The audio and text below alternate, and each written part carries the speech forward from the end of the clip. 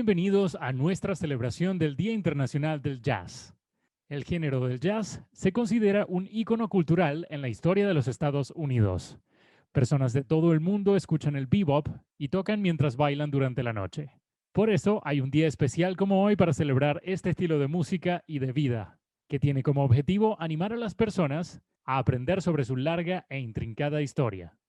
Desde el Instituto Chileno Norteamericano en Santiago y el American Corner de la Universidad Austral de Chile, en colaboración con el Instituto Profesional Pro Jazz y la red de American Spaces, nos sentimos muy felices de unirnos a esta importante celebración musical que mezcla lo mejor de la cultura norteamericana con lo mejor del talento local.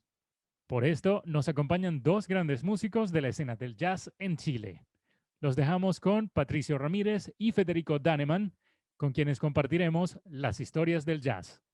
Bueno, muchas gracias Clemente, gracias al Instituto Chileno Norteamericano, como siempre, y a ProJazz y a todos los amigos que nos están viendo. Tenemos la oportunidad de conversar con Patricio Ramírez, yo lo voy a entrevistar y es un honor y un gusto estar contigo, Pato. ¿Cómo estás? Bien todavía. Tú sabes que con la pandemia hay que decir todavía nomás. Ya, qué bueno que estás sano, estuviste sano durante todo este tiempo. ¿Extrañas mucho hacer música en vivo? ¿Cómo era tu vida antes de la pandemia? No, pero es que yo creo que el jazz es en vivo. O sea, uno cuando está improvisando está en ese momento haciendo cosas que a lo mejor no las va a repetir después. O sea, es una situación totalmente en vivo y en el presente. El jazz es presente. Ya cuando ya pasó el tema, ya se acabó el tema ya. Exacto, se lo llevó el viento.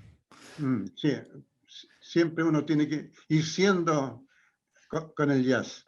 Pato, bueno, tu carrera es súper extensa, comienza al final de los años 50, ¿cierto?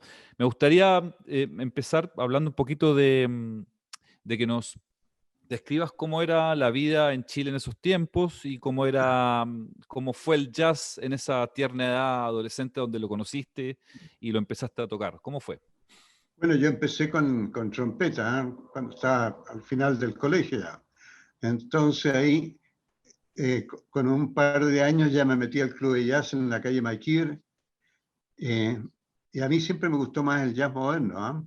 Entonces la dificultad era en el club de jazz, que era ultra tradicional en esa época. Entonces la época mía fue, yo con otras personas formamos el primer grupo de jazz moderno en el club de jazz, ahí por el año 56, 57. Así que siempre había un pelambre gigantesco ahí, figúrate. O sea, para algunos el jazz llegaba hasta el año 35, para unos o 40 máximo, ¿no? Ya a Duke Ellington algunos ya lo rechazaban un poco. Mira, después más tarde Entonces, vamos a conversar de eso. Y me gustaría saber antes cómo fue tu ámbito familiar, ¿tuviste algún profesor? ¿Cómo aprendiste el instrumento, digamos? La trompeta y el sí, saxo después. la trompeta la abandoné muy rápido yo porque no tenía los buenos labios para la trompeta, pero igual alcancé a hacer grabaciones con la trompeta y me acogieron inmediatamente del club de jazz porque tenía facilidades para improvisar. No tenía idea de qué acorde estaba haciendo, nada, pero tocaba los blues y cualquier cosa de oído. Entonces, en los años 60 ya recién me cambié al saxo por la dificultad física que tenía con la trompeta de los labios. Había parece que tener labios más duros, más, no sé, o sea, no era una facilidad física la que tenía. Entonces sufría un poco con la trompeta. Pero en eso tuve pocos profesores de trompeta, habían pocos profesores en esa época. Me acuerdo que hasta me hacía clase uno que fue muy conocido en esa época, que se llamaba Lucho Arangui. No sé si lo había El alguno. guaso, el guaso. El Guaso Arangui, claro. Él me tocaba alguna cosa y trataba yo de repetirla, pero no era un pedagogo así era también una persona que había salido a la vía de la trompeta en forma auténtica, así, porque antes creo que tocaba batería en casas de remolienda, cosas así. O sea, era una persona que vivió la vida. Era una de las personas más simpáticas y más tranquilas que yo conocí en mi vida. Era realmente una persona relajada. Y después yo, cuando ya empecé con el saxo alto, yo me cabrié y encargué todos los métodos a Estados Unidos. Me acuerdo que me inscribí en Berkeley por correspondencia, eso sí, acuérdate, en el año 60. O sea, me daban una lección por barco con la escala tanto y me la contestaban 3 meses después que la escala estaba mala, por 3 meses después. Entonces era difícil en esa época. Mira. Pero yo encargué toda la metodología, todos los métodos. Joe Viola de la Universidad de Berkeley en Boston, que es la universidad más grande del mundo en jazz. Entonces, y ahí tuve el primer profesor que tuve yo de saxo, se llamaba don Luis Mella, que fue una persona muy característica aquí en Chile porque le hizo clase a muchas personas de música aquí, y era una persona que había sido un ex marino y instruyó a Juan Azú, a Saavedra, a todos le hacía clase, y él fue creador de un himno que había en la Marina que se llamaba Brazos a Ceñir. Param, pam, shapapapam, taran, tan, tan. Él fue el creador de eso, muy buena persona. Pero ya con el tiempo yo empecé, me enseñó ciertas cosas el saxo y yo después me dediqué más a toda mi estudio con la onda Claro. norteamericana, Berkeley y todo eso.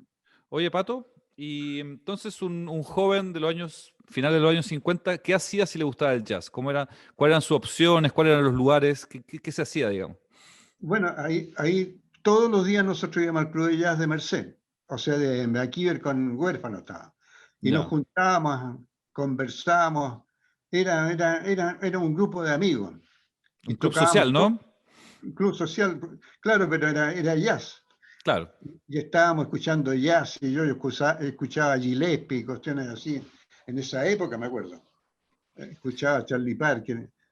Y el máximo ídolo que yo tenía en esa época se llamaba Clifford Brown, que fue el que más me gustó en esa época.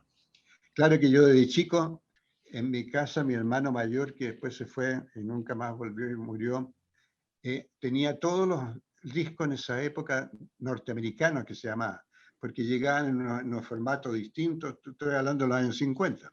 Claro. Así que yo tenía todas las big band ahí, Harry James, Tommy Dorsey, todo, cantantes como Frankie Lane, Johnny Ray. Bueno, no hablemos Sinatra, que era mi ídolo.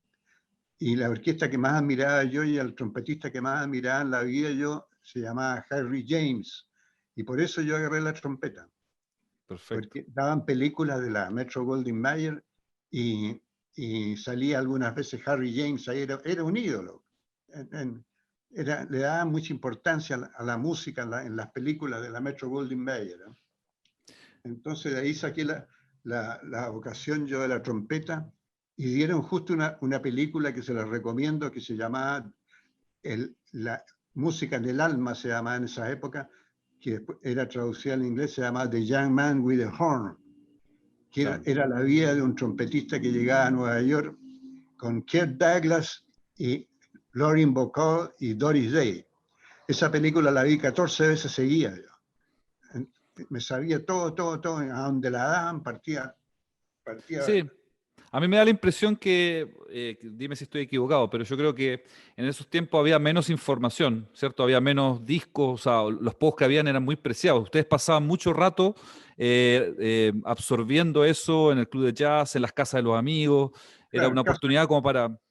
en casa de amigos. Y habían programas de jazz, ¿eh? Eso, Uno, cómo era la radio y cómo era... La televisión fíjate, empezó al 62, pero la radio, ¿cómo era? cuando empecé a oír a José Joseson, ustedes lo ubican. José Joseson tenía un programa en la radio chilena que se llamaba Conozca el Jazz. Eso era la característica. Y ahí pero empezó a poner muchos discos de Lenny Tristano y todo. O sea, empezaba a poner en esas épocas ya Cosas jazz moderno. modernas.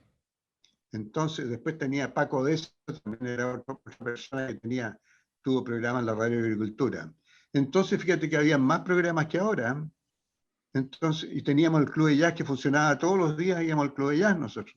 Claro que había una separación entre los músicos de jazz y los músicos profesionales que hablábamos nosotros, ¿eh? Los músicos de las orquestas. Ah, claro.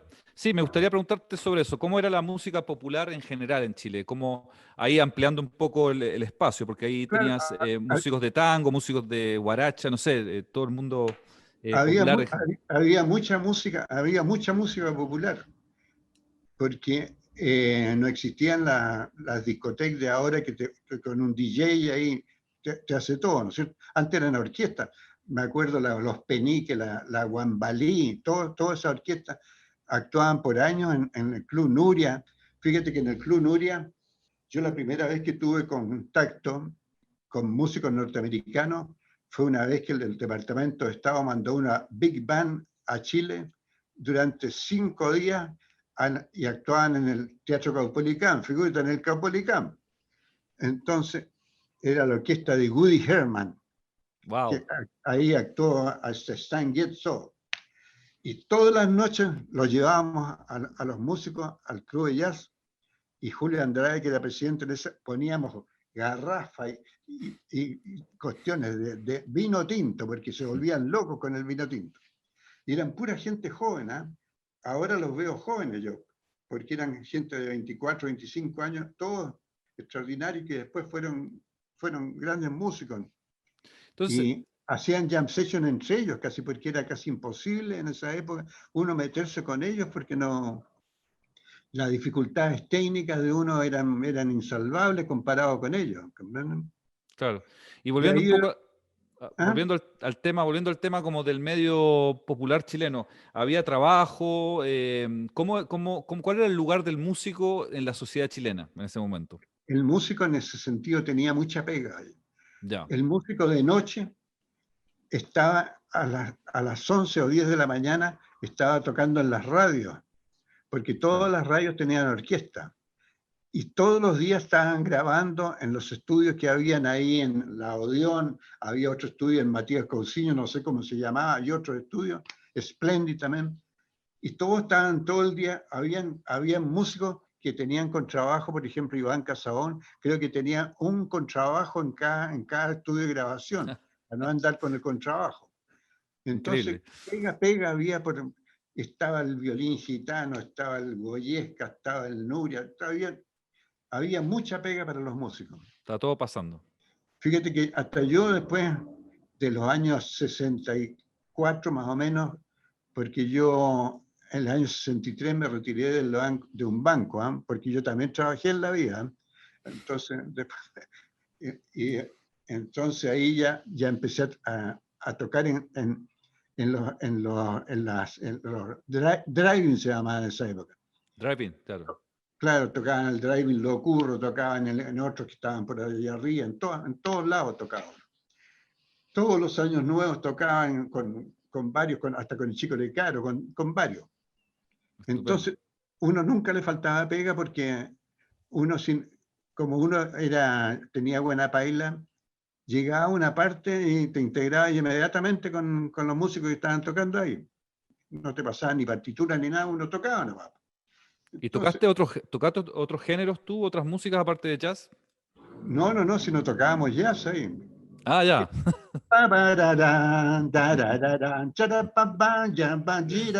Etcétera. Y haciendo tango, de todo. Lo único que no toqué nunca, cueca, pero porque con el saxo era más o menos raro. Pero todo la otra, claro que nosotros metíamos subrepticiamente, cuando estaba comiendo la gente, metíamos puros discos, temas ricos así de neo jazz, ¿no es cierto? O sea, música rico jazz, y en ese tiempo estaba empezando mucho el bossa nova. Ajá. Te estoy hablando de los años 60, 62. Sí.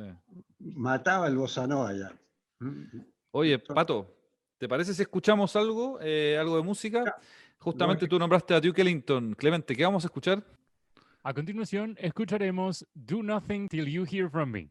Ese es un tema de Duke Ellington. De Duke Ellington.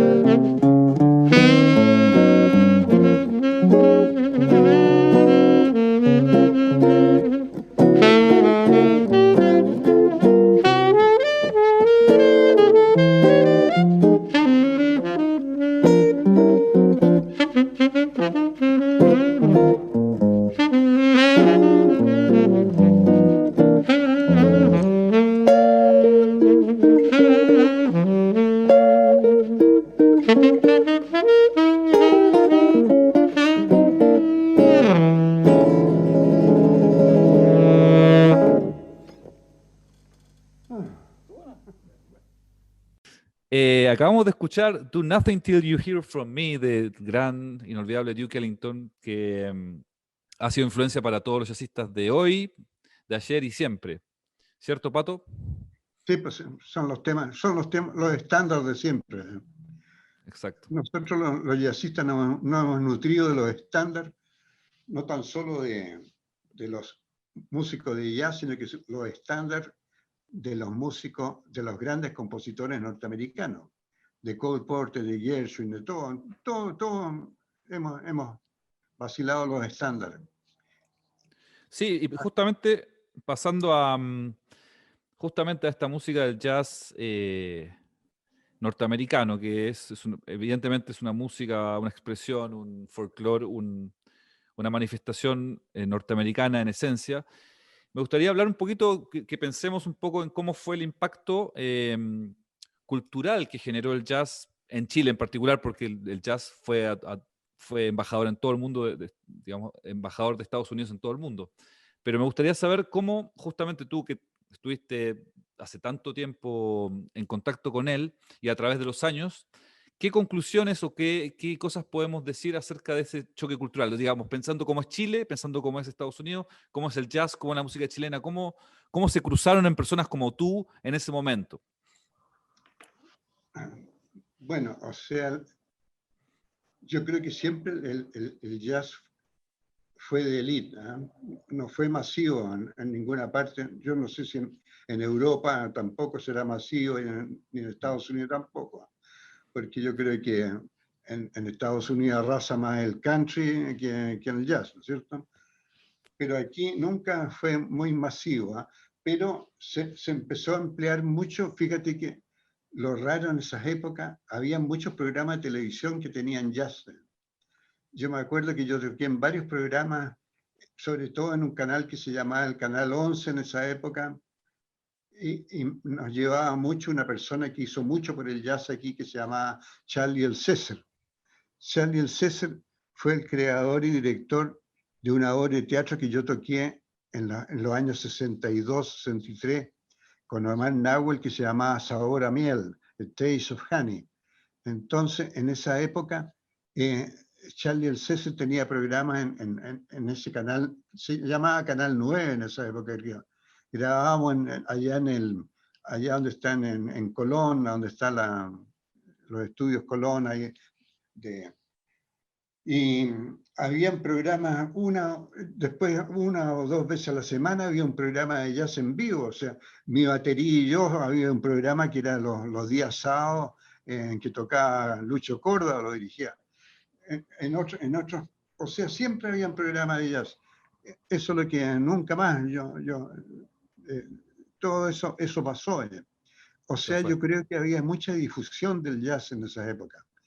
Y habían revistas, o sea, que se especializaban en entrevistarte a ti, como Weekend y todo, y entrevistaban a jazzistas, o sea, no eran del jazz, ¿no es cierto? Sí, había un espacio...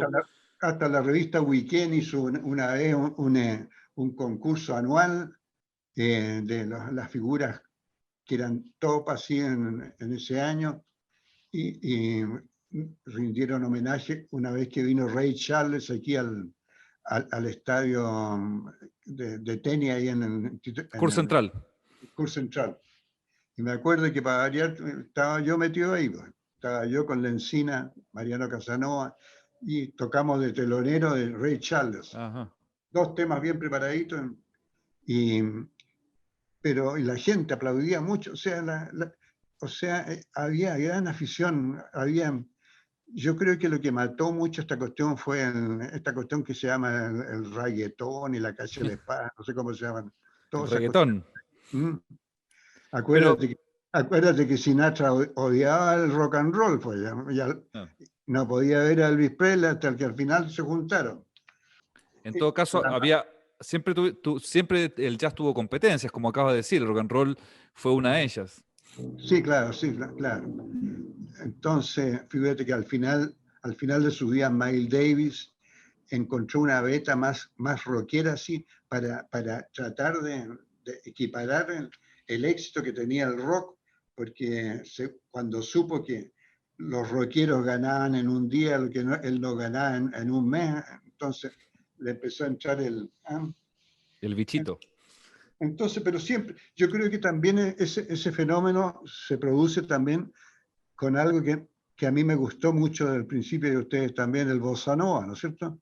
Yo creo que el bossa nova es más elitista en Brasil, ¿no es cierto? Porque claro, tienen tantas fuentes de música, porque yo no creo que toquen bossa nova en los carnavales de Río, ¿no es cierto? O sea, tú en samba. Es música más de elite. Claro.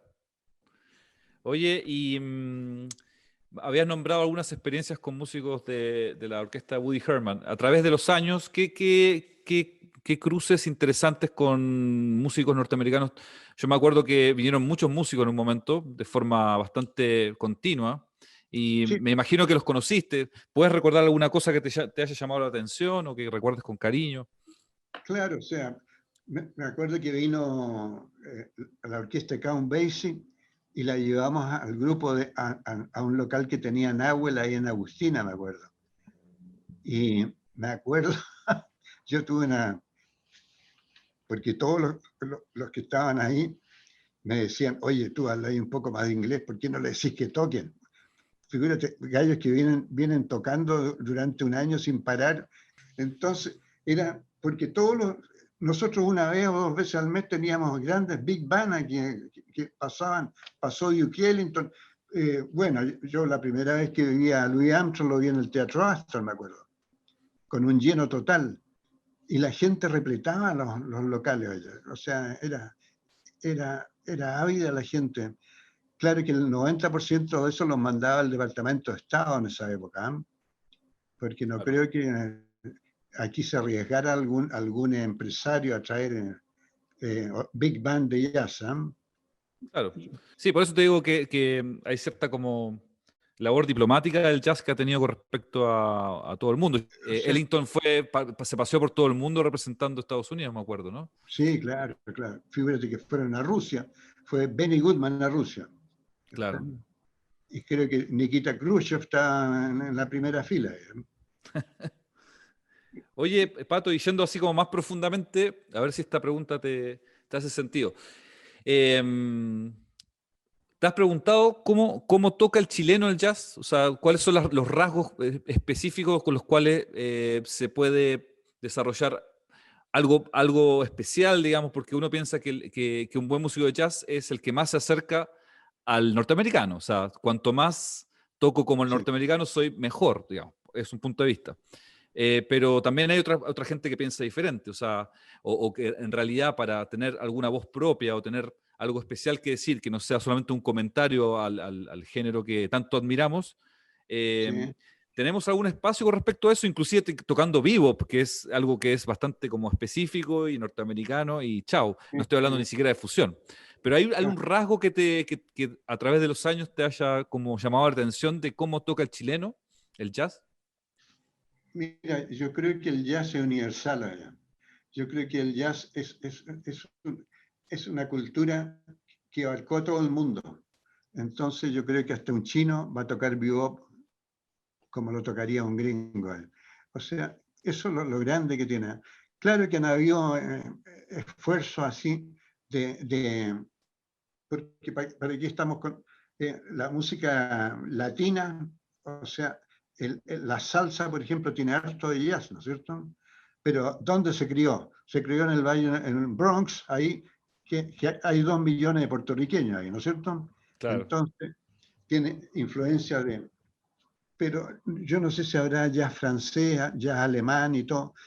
Yo no sé, o sea, yo fíjate que soy enemigo de ponerle apellido al jazz. A mí me gusta el jazz. Sí, Entonces, estoy de acuerdo. ¿y tú cachai el jazz sabes dónde? Cuando hay swing. Claro. Ahí sí que no tengo reparo en decir si algo, it don't mean a thing if you don't have that swing. It don't mean a thing, but that and it. Entonces, yo creo que ahí está la diferencia, porque hay estilos, por ejemplo, los alemanes son muy buenos para hacer formas progresivas de jazz, ¿te has fijado? Claro. Los europeos en general. Sí, puede ¿Eh? ser. Sí, o Entonces, también que los noreuropeos seguramente con su tradición trataban de hacer algo como tantas cosas en Chile se han tratado de hacer, claro, en muchos lados del mundo, de juntar las dos culturas y mezclarlas claro. y lograr. Además tienen un background musical, los Sí, europeos, fantástico. Güey. claro. No hablemos de Bach y de Mozart y de Beethoven, ya mejor quedémonos callados. Pero el jazz, como te digo, si no tiene swing, para mí no. Swing es una palabra, es difícil explicarla. Entonces, alguien dijo, creo que fue Fats Waller, un pianista, que nosotros le decíamos el guatón Paredes, se llamaba Fats Waller. Dijo que si tú tienes que preguntar lo que es el swing, nunca lo sabrás. Porque yo creo que el swing existe hasta en el tango, existe Sí, en el flamenco. El swing es una, ¿cómo decirte? Es algo que te hace sentir físicamente algo. claro. Ahí diste con algo interesante, Pato. Acabas de decir el Guatón Paredes, que es un gesto muy chileno ponerle un nombre a un Claro, nombre gringo, sí, y eso para mí es picardía. Ahí como que hay algo bastante, hay un cruce cultural, o sea, es tomar claro. algo foráneo, Sí. extraño, que me Lo- agrada mucho, lo incorporo y le tomo el pelo un poquito. claro, Benito Guzmán, Benny Goodman, ¿te acordás? Claro. Claro. Escuchemos algo, Pato, ¿te parece? ¿Ya? ¿Qué ¿Qué vamos a sería? escuchar, Clemente? Muy bien, ahora escucharemos There's No Greater Love.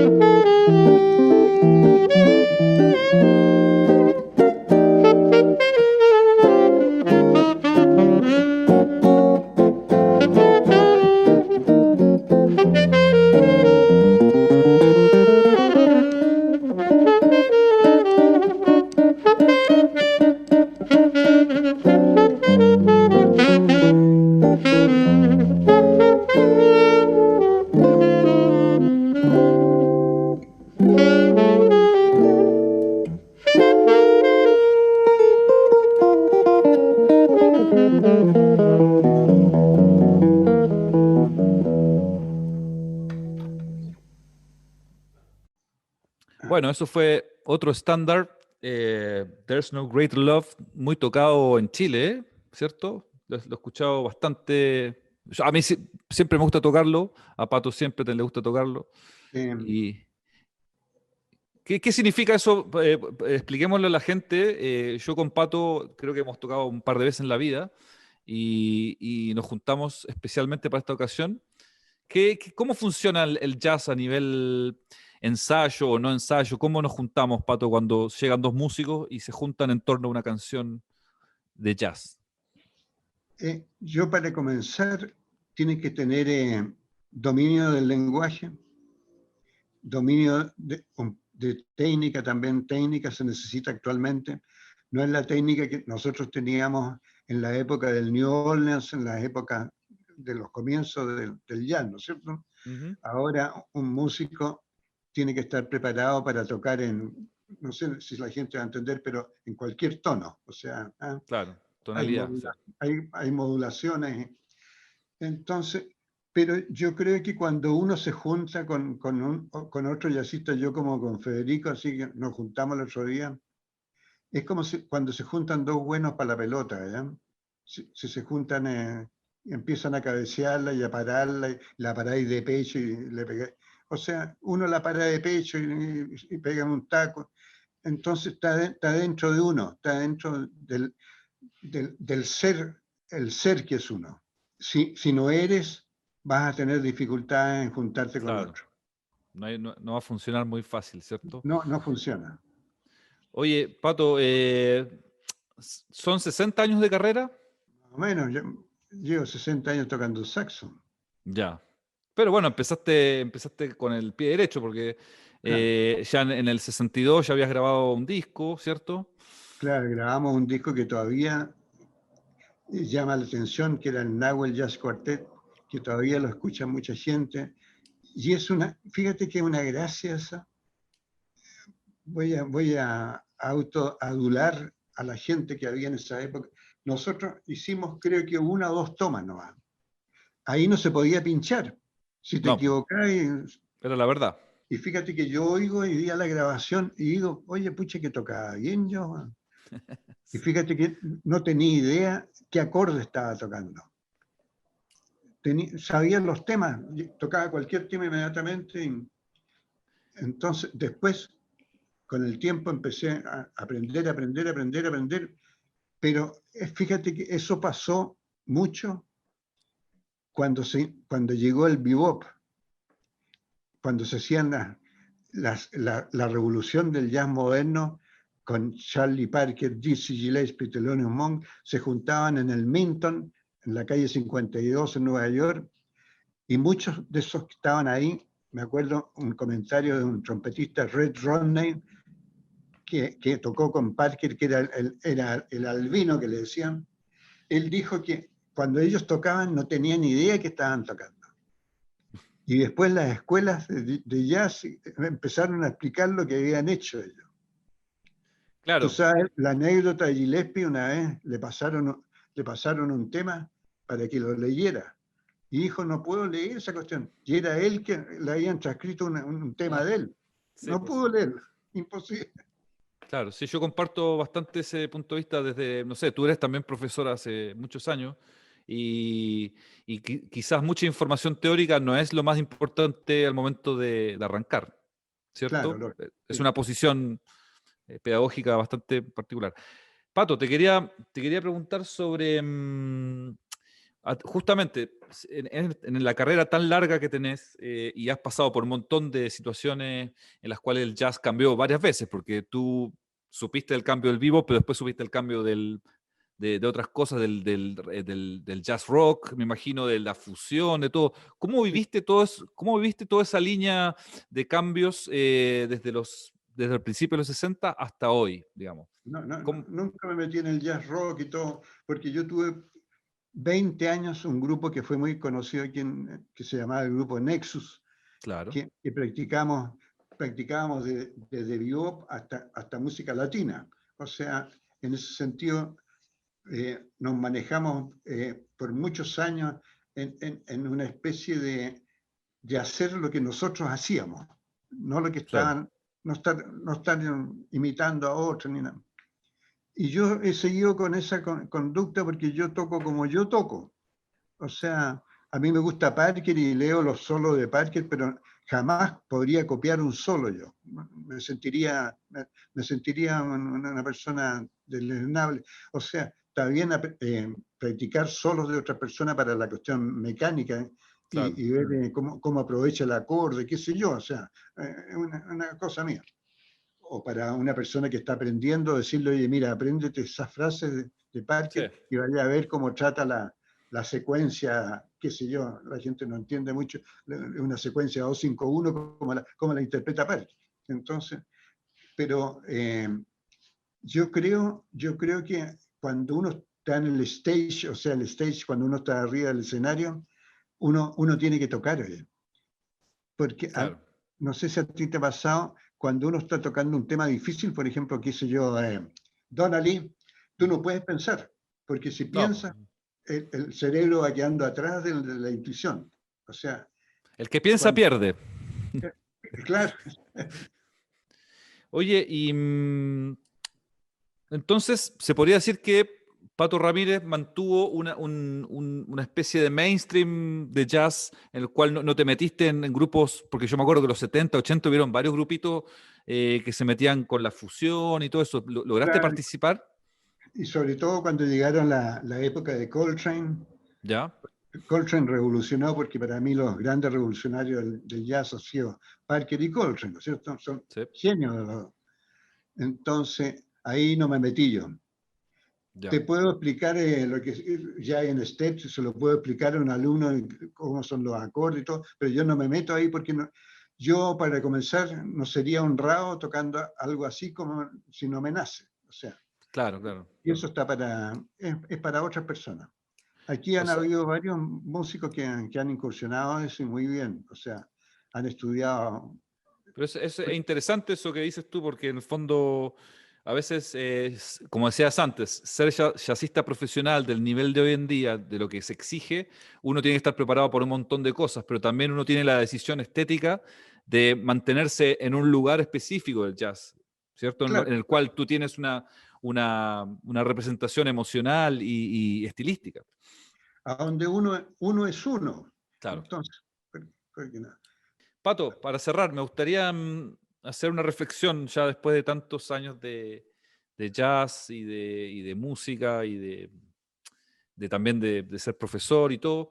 Me gustaría saber cómo uno enfrenta a tu edad, digamos, todo este camino después de tantos años, la opción de ser músico, qué significó para ti, digamos, viendo hacia atrás, cuáles son los aciertos, cuáles son los errores, cuáles son los valores más bonitos y quizás los problemas que uno puede encontrar, como una lección para todos los músicos jóvenes que quieren seguir el camino del jazz.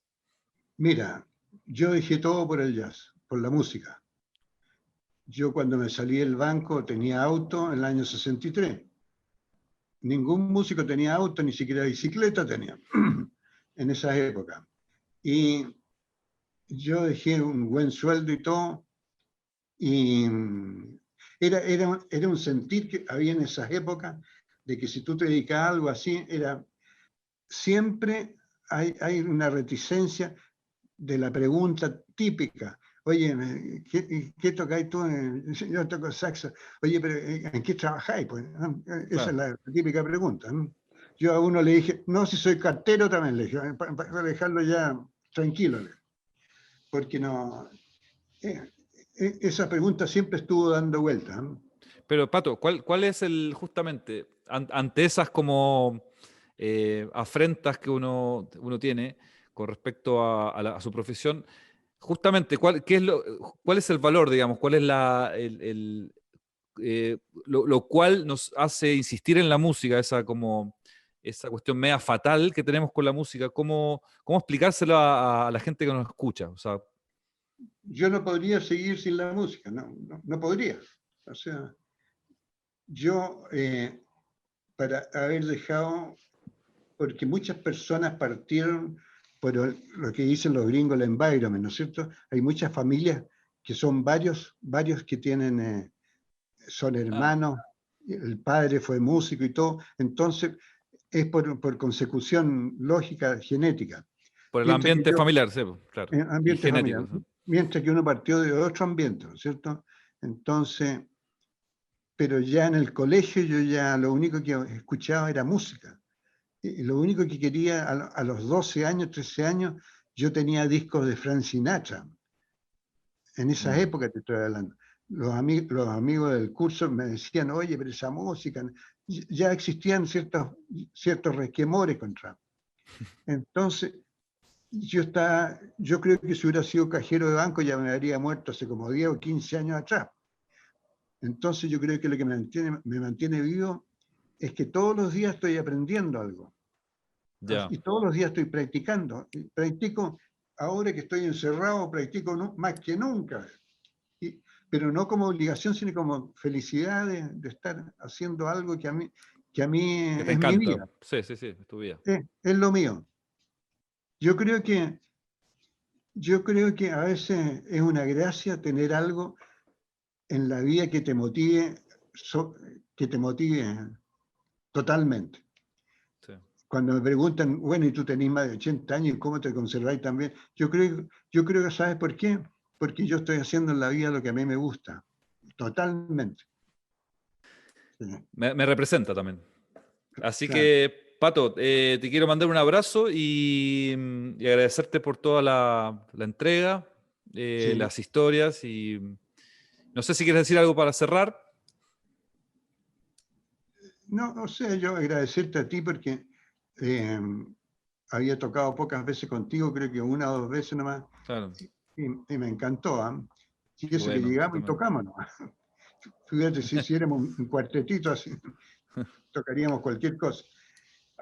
Ojalá que pase esta pandemia para empezar a tocar porque no hay como el jazz en vivo. Oye, Entonces, bueno, un gran abrazo, Pato. Vamos a ir cerrando y gracias, Clemente. Gracias a todos por estar acá. Feliz Día del Jazz. Y Clemente, ¿qué vamos a escuchar para cerrar? Muy bien, para cerrar nos vamos con el tema Embraceable You. chao.